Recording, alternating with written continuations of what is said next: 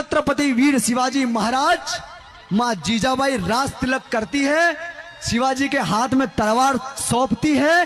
शिवाजी महाराज अपने राजमहल से निकलते हैं और वो देखते हैं कि एक कसाई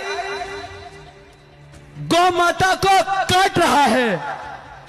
मात्र 10 साल का बालक, 1 सेकेंड की देर नहीं करी, छत्रपति वीर शिवाजी महाराज ने अपनी म्यान में से तलवार निकाली और उस कसाई के दोनों हाथ काट दिए। अरे आदिल शाह की सभा में शिवाजी महाराज का क्रोध कैसे रुक सकता था?